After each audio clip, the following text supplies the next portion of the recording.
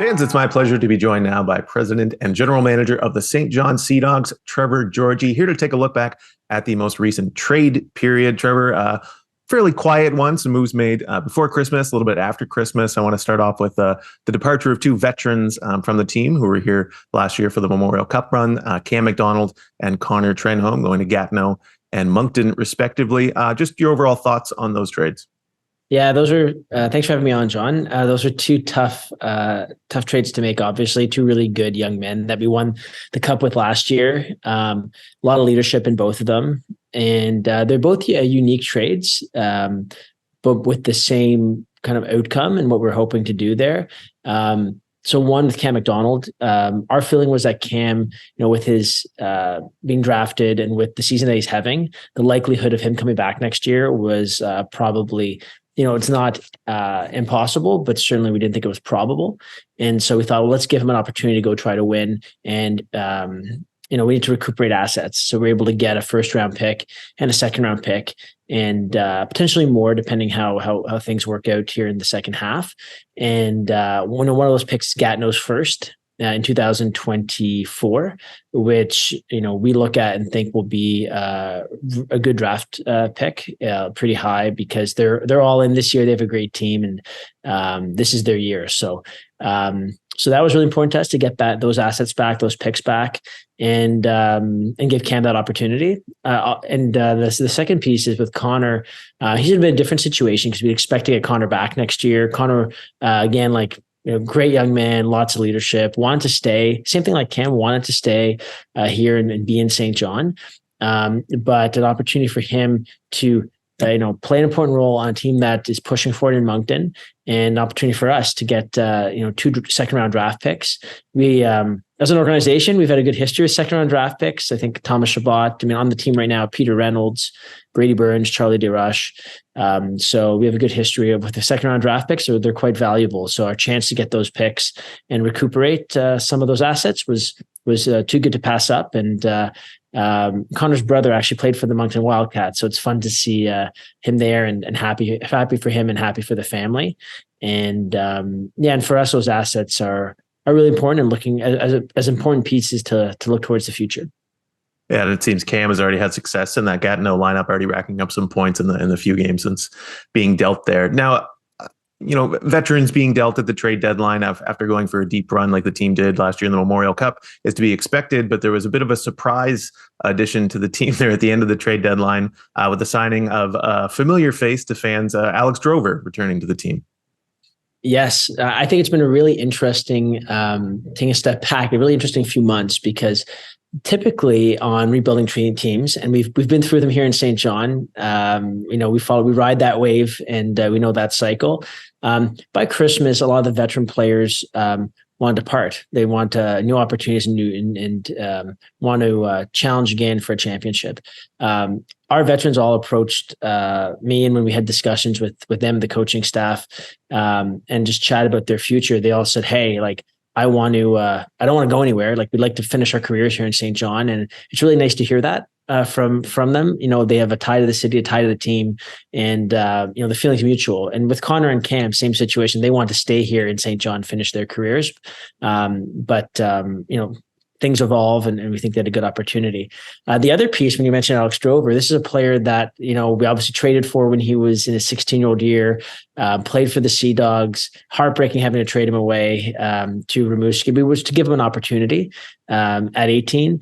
And then this is a player that, although, didn't play for us for 2 seasons, I always think, a Sea Dog through and through, and always kept in touch, wonderful family, and we always kept tabs on his career. And when this opportunity came where we'd have an overage spot, Alex, a lot of the veterans wanted to stay in St. John. Alex was an example of one that wanted to come back. And that's really nice to see. And I know he's really excited to be back. His Billet family are great people. They're excited to have him back, and fans are excited to have him back too. So it's really nice. It's going to be really fun finishing out the season with Alex and Brady and Charlie as our overage players, considering they all played here together when they were 17. Now, 2 other players added at the tail end of the deadline. I think it was the very last two trades made across the entire league, the acquisition of Tristan Da Silva and Nathan Casey. Can you talk a little bit about those two players? Yeah, those are two players that we view as low risk, high reward. Nathan Casey was, I think, 75th overall pick by the Moncton Wildcats. A well thought of player in his draft year that had dealt with some injuries early on in his career, and with Da Silva, I think he was early second round pick. I want to say 25th or 26th overall, and a player that just didn't fit in Baie-Comeau and fell out of favor there, and looking for an opportunity. So with Nathan, we were able to get him for a conditional pick that gets better or worse depending on how things progress in his career. And with Tristan, a 9th round draft pick to add an 05 defenseman with his potential and his tools. We looked at those as low risk options, and I think they're two players that I know they're two players that feel they have something to prove. So hopefully, us rewarding them with this new opportunity, and they reward us by taking advantage of it. Now, the halfway point of the season is not only it's a time for trades, but there's also a bit of roster shuffling. Players get brought up, get given that opportunity in the second half. Some people get sent down, maybe get some more ice time at a bit of a lower level. Is there any sort of roster shuffling going on within the organization that fans may not be aware of? Yeah, Jake Tracy is going to have an opportunity to finish out the season full time with the Fredericton Red Wings. And so, we're certainly comfortable with that. He's next door. In the first half, I think just consistency was tough, and especially he had some injuries, which makes it tough to get going, and just needs to play more. Thomas Sherba is going to stay with us, but also have the opportunity to play games and affiliate with Grand Falls. And obviously very comfortable with that coaching staff with Greg Leland and Jeff Cowan there. So we have other prospects in Grand Falls. So we think just having the option for them to play lots when you're not playing, you have to get back in that rhythm. And when you're missing games, you need to make up for it somewhere. So it gives them that chance. And then obviously big news with Nick Herzebees going and finishing his career with the Terrebonne Cobras. And obviously they're going to have a really good season. They've had a great season so far. Nick, his wishes were really, he's won it all at this league. He's won the President Cup, then the Memorial Cup. He was Memorial Cup on the Memorial Cup team of the tournament.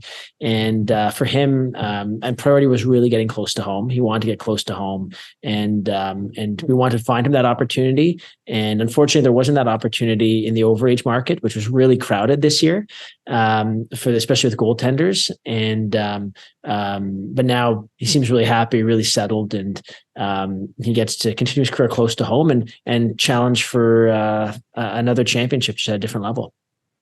Yeah, the opportunity there to get the triple crown of junior titles, something that's pretty unique and not a lot of people have accomplished. Now, as well, fans may not be aware of some of the newer names that were signed from outside the QMJHL, not familiar names that they would typically see throughout the season. I'm talking about Giuseppe Ianiello, Luca Benoit, and Harrison Ballard, new names in the roster. Yeah, Giuseppe can go by Joe to keep it easier for everyone. He told me that too. Just call me Joe. Joe. Look, we'll start with him off the top. You mentioned him first, and a really interesting defenseman, left shot defenseman, good with the puck, good skater.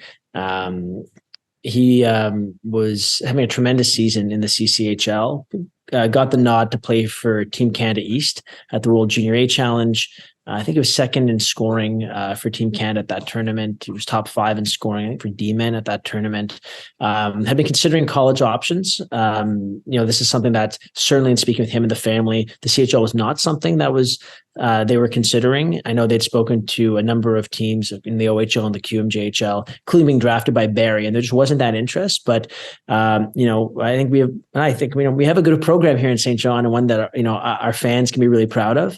And we've had success, with players deciding to select Canadian hockey and the CHL over other options. And so we had some great conversations with him over the holidays, and just last minute of the trade period, we're able to work out a release and get him here. So I think he'll be a player that could be interesting to watch. We look at a free agent like a Nate Tivy on defense that's having the season that he's having. There's no reason that Joe can't do that. And then Luca Benoit, 05 forward, fits into our age group great. Had a really hot start there with the Nepean Raiders.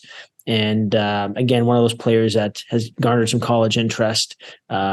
he was part of the Ottawa 67s organization, but that's quite a loaded team, and we all know what that looks like in terms of not having that room to step in. And we're not in that spot. We have room and we have opportunities. So he's a goal scorer that works hard and a great skater. So we're looking forward to adding him to the lineup and seeing how he can grow and develop here. And then Harrison Ballard, we know Harrison was a player that highly sought after, was committed to UMass, and then over the summer was traded from Kingston to Sault Ste. Marie.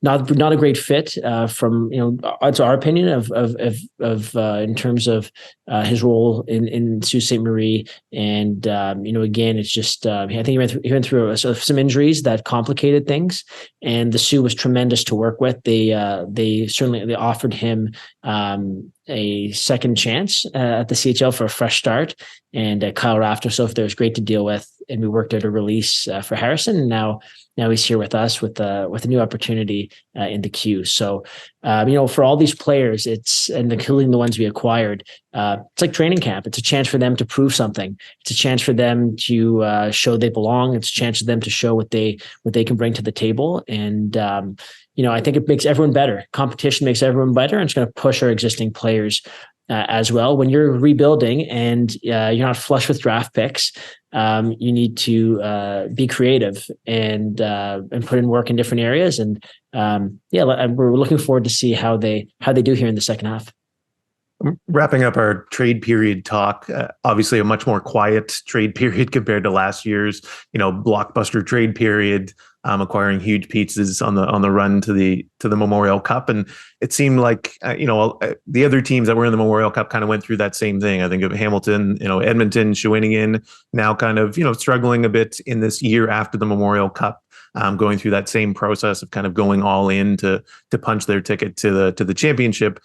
How do you feel about kind of the fallout from that trade period and where the team's currently at, maybe in the cycle building towards that next championship? Yeah, great point you bring up there. Shawinigan at the top of the wins list in those four with 18, and then Hamilton with 15 wins, and then us with 13 wins. I think Edmonton is just north of maybe 5 or 6 wins. So everyone's going through it in some degree, some to some greater degrees than others. So that's one thing. I know that a few times this past trade period, folks have asked. They said, "Well, it must be way more fun buying than selling." We certainly don't like seeing players go that you build those relationships with, and that's certainly a part of it. But I think that when you have a chance to go all in, you have to go, especially when you're hosting. You have a 25% of winning the Memorial Cup. You have to do it. But at the same token, when you have a chance to make some moves like we did this Christmas and add some free agents and really get creative, I think it really allows you and pushes you to think outside the box, which us at the Sea Dogs certainly love to do. So, we wouldn't do it any differently. We're happy with the guys that we added. We won the Memorial Cup, which is the toughest championship to win in junior hockey and maybe in hockey period. And we certainly wouldn't change it. And every player had an impact on that team, whether they played 25 minutes a night or 2 minutes a night, or whether they didn't play at all. They had impact on that room. They had impact on the team. And I don't think without that, collective of players, we would have won. And fortunately, we don't have to go back and find out, because we had that group. We won the Memorial Cup, and that's the ultimate prize. Now, some household names on that team, the Villeneuves, the Poiriers, the Dufours, who are no longer with the team, but we've got a new crop of guys on the roster, trying to make a name for themselves. Who has sort of stood out for you so far in this first half of the season, whether it's the rookies or maybe a veteran like Nate Tivy, who came in and kind of has made a name for himself in the league? Who's been a standout, and who are you kind of hoping to lean on a little bit more in the second half? Good question. I'm happy you mentioned those guys, because we're having some good seasons. And, last year we lost 7 of our top 9 scores to pro hockey, 9 players in total to pro hockey, and others that aged out. So, certainly it creates for a lot of opportunity this coming year. And there's some players that have really grasped and really taken a hold of that opportunity. We have 5 players in the top 20 of rookie scoring. And so Nate Tivy and Nathan Bilodeau are both 1 and 2 in rookie D scoring in our league, which is they're quietly going about their business doing that, which is we're really proud of them. One's an 18-year-old free agent, a 17-year-old from that 05 draft class. And then you add in Cole Burbage, I think he's still top 10, Vince Elliott be right behind him. And then Noah Reinhardt, who is again a free agent, is in that top 20. So for us to have those players, the numbers are the numbers, and they're in that the five of the top 20 rookies in that mix. So certainly proud of them at taking advantage of the opportunity. I'm going to call them out. I could list a lot of other ones that are doing different things in terms of bringing energy and physicality and work ethic, and also just learning the ropes. First half of a year playing in the CHL, a lot of travel. You're living away from home, new coaches, new environment. We're really proud of the effort and the competitiveness of this group. I think of this group compared to 2017, and I think that year we had 14 wins total. This year we have 13, and there's still half a season to go. So they're certainly more competitive, and we're really proud of the effort level there. But they still have a lot to learn and a lot of room to grow. Now the QMJHL trade period is come and gone. The WHL though is making waves right now during their trade period. We saw some blockbusters, including a massive trade: the Kamloops Blazers receiving World Juniors big name Olin Zellweger in exchange for 14 pieces from the Everett Silvertips. I want to get your thoughts around, you were part of the Joe Veleno trade, which at the time seemed like a massive, huge trade in terms of numbers and pieces going either way. And now we have 14 pieces coming one way. Just wanted to get your thoughts on that and other trades going on across the CHL. Boy, Anthony and I were joking that when we saw that trade that we looked like we got fleeced on the Joe Veleno trade, only getting 3 first-round picks and 2 second-round picks. That trade at the time in the Q was the biggest haul for one player at the time, and then eventually Mercer went for, I think, a 5th more, just a little bit more. You can tell the GMs are competitive when you're just trying to get that little extra, just to say that's the biggest. Those trades are massive and a lot of pieces. Those are franchise altering trades. Like when you commit to that, what I will kind of say to that is, especially in like Kamloops shoes, there's one team currently in the CHL that has 25% chance of winning the Memorial Cup and doing it in front of their fans.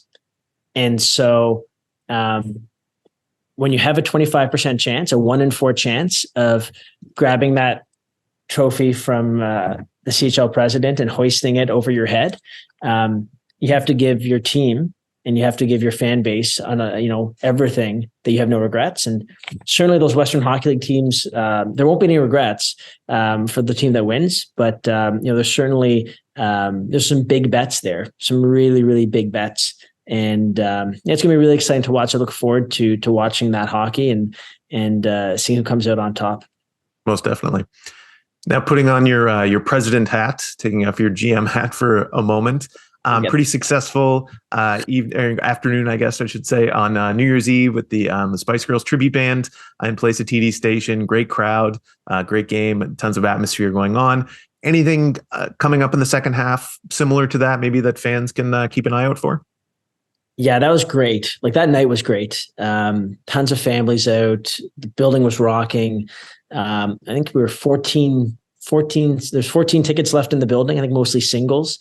And so almost a complete sellout for a New Year's Eve game. It was fantastic. It really brought back memories of the Memorial Cup when the building was full and everyone is just having a great time.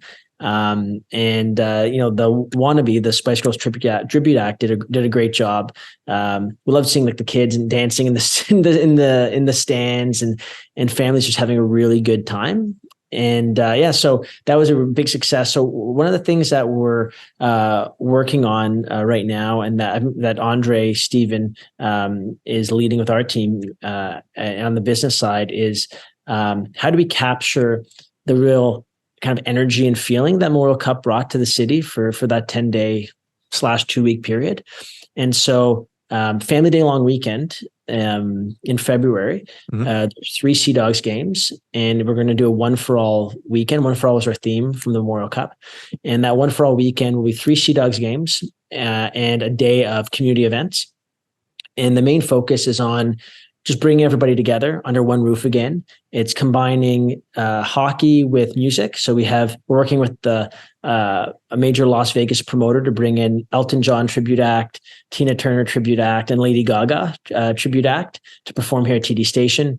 And also, really drive home that hockey and entertainment here is for everyone. So regardless of economic class, regardless of race, sex, everything, we want hockey entertainment to be,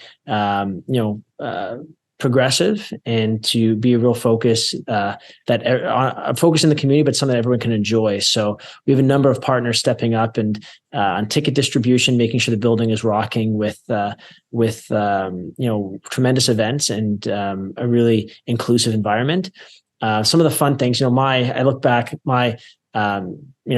my dad's from Basra, Iraq. So the idea of, flooding in a backyard rink and learning to skate didn't happen in my household. I fell in love with hockey with my grandmother, who was deaf, so I could learn and watch hockey together. It's one thing we could bond over. So my hockey kind of memories growing up aren't the same as most. And I think of all the newcomers here in the region that we've welcomed with open arms. We're certainly going to have an element of that where they're going to get the chance to learn about our game, learn about the Canadian game, learn about hockey, learn about the Sea Dogs, and take part in, maybe their first time skating here during that weekend. There's going to be a focus on women's hockey, sledge hockey. It's going to be a real all-encompassing weekend that brings the community together. And a lot of people are looking for things to do for Family Day long weekend, and why not keep that? Why not keep everyone here during that weekend and enjoying it together? So we'll have more coming out on that soon, but we're really excited about that, and the team's put a lot of heart and energy into it. Fantastic! That sounds like a fantastic weekend. We'll wrap things up here. Any last thoughts just about the team? Anything we didn't cover? Last words you want to shout out the fans or anyone else? Just we really appreciate our fan base. I know St. John in particular goes through the cycles, more so than any other team. Fortunately, we have results to show for it with championships.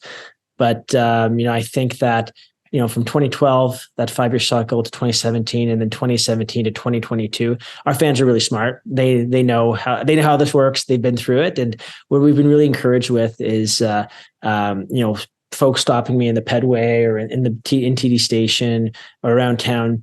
And, they're picking out their favorite guys to watch now coming out. They're like, geez, we missed Poirier and Villeneuve, but boy, that Bilodeau is going to be something. And anyways, I'm enjoying, and everyone else is really enjoying, our fans enjoying watching the growth of some of these players. And I think that's really fun. And, those are guys, young men that come here and fall in love with the city and win championships and have St. John forever in their hearts and in their minds and home away from home. So it's really cool how the city's already embraced some of these young players, and that's making a difference for their experience here in St. John. And I think that's another layer of why we really are a city of champions, because we support them in that way. No doubt, lots to look forward to. Well, thank you so much for your time, and best of luck in the second half. Thanks, John.